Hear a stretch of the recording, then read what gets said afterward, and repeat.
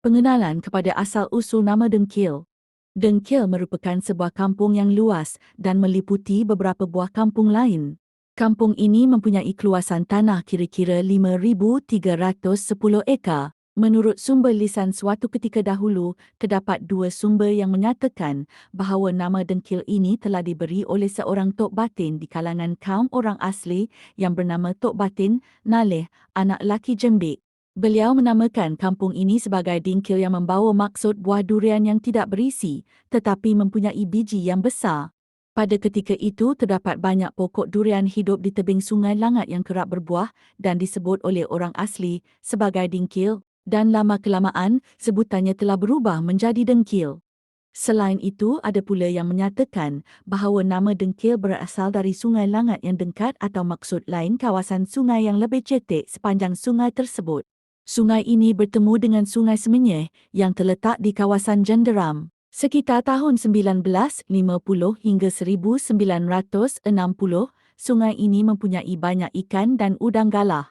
Namun, lama-kelamaan sungai ini mula menjadi keruh dan hasil hidupan di dalam sungai tersebut turut pupus dan akhirnya perkataan dengkat ini berubah menjadi Dengkil yang disebut oleh para penduduk sehingga kini. Di samping itu, terdapat juga sumber lain yang turut menyatakan bahawa Dengkil membawa maksud Sungai Naga jika diterjemahkan ke dalam bahasa Kina. Mengikut cerita yang telah diturunkan oleh salah seorang warga tempatan, terdapat seekor naga besar telah bertapa di Dengkil selama 900 tahun dan naga tersebut akan menjadi dewasa setelah bertapa untuk tempoh 100 tahun lagi. Semenjak daripada itu, orang British mula menjejakkan kaki dan meneruk ke kawasan Dengkil. Naga tersebut telah dibakar dan memuntahkan darah yang berwarna hitam. Pengaliran darah naga tersebut telah membentuk sebuah sungai yang berwarna hitam airnya. Dan akhirnya, sungai tersebut telah diberi nama Air Hitam yang masih kekal namanya sehingga kini. Mengikut kepercayaan orang Kina, tangisan naga tersebut sering kedengaran akibat kesakitan yang dihadapinya di sepanjang sungai Air Hitam. Berikutan itu, sungai ini terbentuk daripada darah naga dan orang Kina menamakannya sebagai Lengci yang membawa maksud Sungai Naga. Perkataan Lengci mempunyai bunyi yang sama dengan perkataan Dengkil. Kelahiran kawasan Dengkil ini juga bermula apabila wujudnya perjumpaan hasil biji timah. Di sepanjang Sungai Langat, sungai tersebut amat kaya dengan biji timah. Kedudukan Dengkil yang terletak dengan aliran sebelah atas adalah kira-kira 30 kilometer. Sungai Langat ini telah membawa kepada wujudnya pembentukan kawasan tanah paya bakau di dalam kawasan Dengkil dan Sepang. Pada akhir kurun ke-19, kegiatan perlombongan biji timah yang giat dijalankan di Sungai Langat telah membawa kepada pembentukan kawasan penempatan orang Kina. Suatu ketika dahulu terdapat beberapa orang asli menyatakan bahawa ada sebatang sungai yang dipanggil Sungai Merba.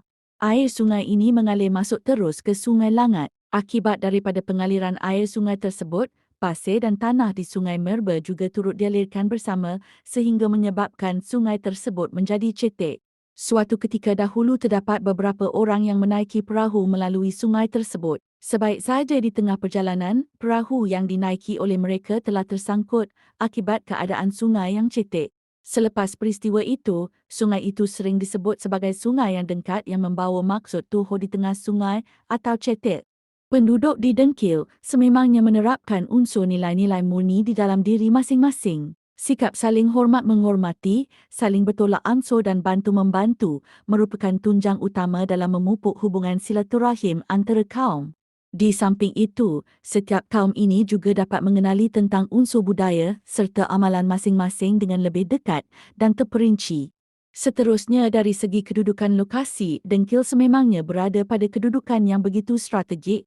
Jalan raya yang menghubungkan Dengkil ke semua kawasan mula dijalankan. Penubuhan pembangunan modernisasi seperti Cyberjaya, Putrajaya dan lapangan terbang antarabangsa Kuala Lumpur. Disebabkan mula terbinanya pembangunan ini, maka Dengkil mula dikenali oleh ramai pihak. Kebanyakan pihak memilih untuk menduduki di kawasan Dengkil kerana faktor kemudahan perhubungan dan prasarana yang terdapat di Dengkil. Oleh itu, Dengkil kini telah menjadi kawasan pertengahan yang menghubungkan di antara Putrajaya, Cyberjaya, lapangan terbang antarabangsa Kuala Lumpur dan arah laluan menghala lebuh raya Suso ke Kuala Lumpur. Suatu ketika dahulu, kebanyakan penduduk kaum Melayu menetap dari kawasan Pekan Dengkil sehingga Batu 31. Manakala kaum Kina pula menetap di perkampungan Kina iaitu Kampung Baru Dengkil. Perkampungan Kina ini mula wujud semasa berlakunya darurat di kawasan Batu 1 dan Air Hitam. Seterusnya, penduduk kaum India pula kebanyakannya menetap di kawasan estet. Antara kawasan yang menjadi tempat tinggal penduduk kaum India ialah Ampar Tenang Estate dan H.N. Radley Estate. Lombong Timah Langat di Dengkil itu merupakan tapak perkampungan Melayu suatu ketika dahulu. Perkampungan Melayu tersebut telah diambil alih oleh pihak kerajaan pada masa itu untuk dijadikan kawasan perlombongan. Oleh disebabkan penduduk dari perkampungan Melayu tersebut tiada tempat untuk menetap, maka sebuah perkampungan telah diwujudkan iaitu Kampung Dato' Ahmad Razali. Pada asalnya, tapak kawasan tersebut merupakan kawasan peladangan estet kepunyaan Chung Keo Estate yang digiatkan oleh kaum India. Namun kawasan tersebut telah diambil oleh pihak kerajaan terdahulu dan mewujudkan sebuah perkampungan yang dipanggil Kampung Dato' Ahmad Razali. Setelah itu, penduduk kaum Melayu dari kawasan perkampungan Melayu telah dipindahkan ke kampung tersebut. Sebelum era 1990, penduduk kaum Melayu ini mula menggiatkan sektor perlombongan yang menjadi sumber ekonomi utama di Dengkil pada ketika itu. Antara kawasan perlombongan yang menjadi kegiatan utama kaum Melayu ialah Lombong Timah Langat, Selangor Dojin dan perlombongan Kok Seng. Bagi kaum India, mereka hanya tertumpu kepada kegiatan peladangan estet. Suatu ketika dahulu, kebanyakan kaum India menetap di kawasan estet yang berhampiran dengan sempadan Pulau Meranti. Antara kawasan peladangan estet yang menjadi tumpuan utama kaum India menggiatkan sektor tersebut adalah Ampar Tenang Estate, Perang Besar Estate dan H.N. Radley Estate. Namun sekitar tahun 1994, tanah telah mula diambil oleh pihak kerajaan untuk kerja-kerja pembangunan. Oleh disebabkan itu, kebanyakan kaum India mula berpindah ke sebuah perumahan flat iaitu Flat Taman Permata. Perumahan tersebut telah ditubuhkan khas untuk kaum India yang melibatkan diri dalam kegiatan estet. Situasi tersebut juga telah menunjukkan bahawa setengah penduduk kaum India mula mencuba untuk menceburkan diri dalam sektor perkilangan. Sekolah Kebangsaan Dengkil. Pada awalnya, sekolah ini dipanggil Sekolah Melayu Dengkil ataupun Sekolah Umum yang telah ditubuhkan pada tahun 1926. Tapak asal sekolah ini pada asalnya terletak di Pekan Dengkil, namun tapak tersebut kini tidak lagi digunakan dan dijadikan sebuah balai raya di kawasan tersebut. Pada awal pembukaan, bangunan sekolah ini merupakan sebuah bangunan kayu yang berdindingkan papan sekerat dan beratap nipah. Manakala meja dan kerusi untuk para pelajar dihasilkan daripada papan yang berbentuk panjang. Guru besar pertama yang menerajui sekolah ini ialah Encik Ahmad bin Hamid dan bilangan pelajar pada awal pembukaan sekolah ini adalah seramai 35 orang. Setelah berlakunya pertambahan penduduk dari semasa ke semasa, ia juga turut membawa kepada jumlah pelajar yang ramai. Pada tahun 1927, sebuah bangunan telah didirikan yang terletak kira-kira 1/2 batu dari tapak sekolah lama. Bangunan ini terdiri daripada 3 buah bilik darjah sahaja bagi menampung 5 aliran kelas, iaitu bermula dari darjah 1 sehingga darjah 5. Sepanjang tempoh pendudukan tentera Jepun di Tanah Melayu, Sekolah Melayu Dengkil tidak banyak terlibat dalam situasi peperangan seperti mana yang telah berlaku di beberapa buah sekolah yang berhampiran. Oleh disebabkan itu, kesemua para pelajar tidak terganggu dengan keadaan tersebut dan dapat meneruskan pembelajaran seperti biasa. Setelah Jepun mula menyerah kalah pada tahun 1945 dan kemudiannya telah diambil alih oleh pihak British, pentadbiran Sekolah Melayu Dengkil sering bertukar ganti guru besar sehingga menjelang tahun 1956.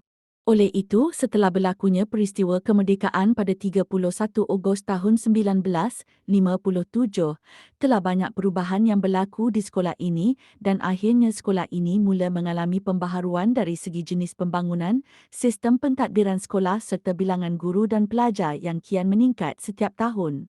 Sekolah ini mula ditubuhkan pada Januari 1967 dan telah dirasmikan oleh Menteri Besar Selangor pada ketika itu, iaitu Dato' Ahmad Razali bin Muhammad Ali pada tanggal 11 Januari tahun 1970. Pada awalnya, sekolah ini memulakan operasi dengan hanya menumpang di Sekolah Kebangsaan Dengkil. Jumlah kapasiti guru pada ketika itu adalah seramai 4 orang manakala bilangan pelajar pula seramai 90 orang. Menjelang tahun 1970, bilangan pelajar mula meningkat seramai 169 orang dan bilangan guru telah meningkat kepada 6 orang. Sekolah ini telah memulakan operasi dengan hanya menggunakan 7 buah kelas sahaja. Setelah memasuki tahun 2000, sekolah ini mempunyai 6 blok bangunan, sebuah dewan utama, 6 buah bengkel kemahiran hidup, sebuah makmal komputer, iaitu makmal bestari, sebuah bilik simulasi, 6 buah rumah guru, sebuah kantin dan sebuah surau. Bilangan guru pada ketika itu mula mengalami peningkatan, iaitu seramai 90 orang dan bilangan pelajar pula meningkat kepada 1,500 orang.